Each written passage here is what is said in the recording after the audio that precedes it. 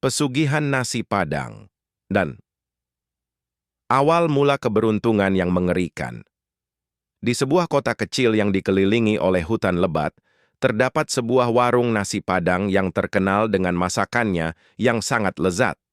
Warung sederhana milik Pak Arif selalu ramai pembeli. Namun, di balik kesuksesannya, Pak Arif merasa keberuntungannya mulai memudar. Penghasilan dari warungnya terus menurun, dan ia hampir kehilangan segala yang dimilikinya.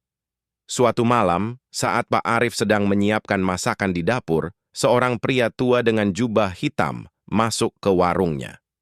Tidak berkata apa-apa, pria itu hanya duduk dan menikmati sepiring nasi Padang dengan lahap. Pak Arif yang sedang kebingungan melihat pria itu kemudian mendekatinya. "Jika kau ingin warung ini kembali ramai, datanglah ke Gunung Merapi pada malam Jumat Kliwon," kata pria itu dengan suara serak tanpa memandang Pak Arif. "Aku akan memberikan apa yang kau inginkan, tapi ada harga yang harus kau bayar." Pak Arif bingung dan terkejut. Tetapi pria itu menambahkan, "Ambil apa yang paling berharga bagimu, dan pastikan kau siap menanggung konsekuensinya."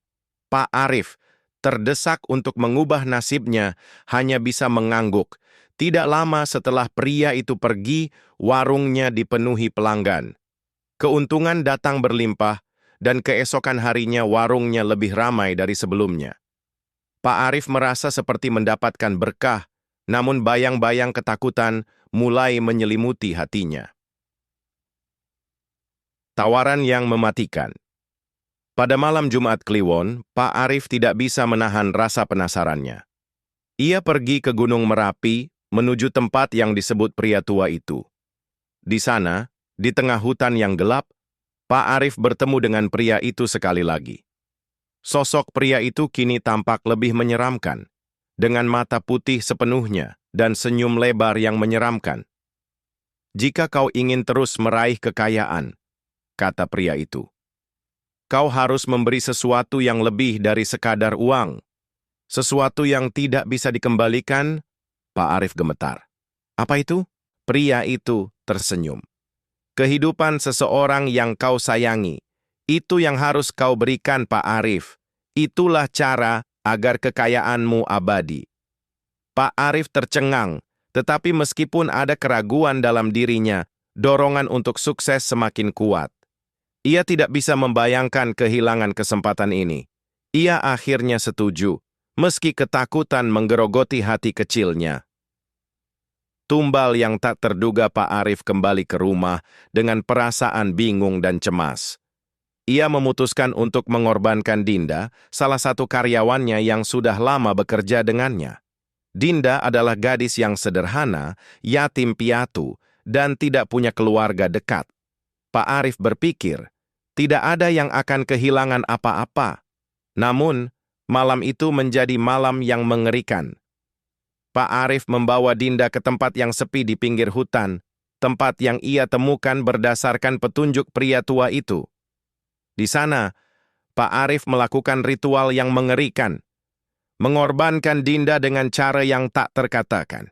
Dalam keheningan malam yang mencekam, darah Dinda mengalir, dan tubuhnya menjadi korban dari pesugihan yang mengerikan. Setelah itu, Pak Arif merasa cemas, namun warungnya kembali booming. Tidak hanya satu cabang, Pak Arif membuka 2 cabang baru dengan keuntungan yang melimpah. Namun, semakin ia merasakan kebahagiaan yang datang, semakin terasa adanya sesuatu yang tidak beres. Kehidupan yang berubah. Keluarga Pak Arif mulai merasakan adanya perubahan yang aneh. Ibu Sari, istrinya, sering merasa terjaga di tengah malam, mendengar bisikan-bisikan tak jelas yang datang dari dalam rumah mereka. Rani dan Joni, anak-anaknya, menjadi gelisah dan sering terbangun dengan wajah ketakutan, seolah-olah mereka melihat sesuatu yang mengerikan di malam hari. Ibu Sari mulai merasa ada sesuatu yang tidak beres. "Pak Arif, ada yang aneh dengan keluarga kita. Anak-anak mulai tidak bisa tidur dengan tenang. Aku mendengar bisikan aneh setiap malam." Namun Pak Arif menutupi kecemasannya. Ia terus menikmati kesuksesan yang datang dengan cepat. Namun ketakutannya mulai datang dalam mimpi-mimpinya. Dinda, yang ia korbankan, muncul dalam mimpi dengan wajah pucat,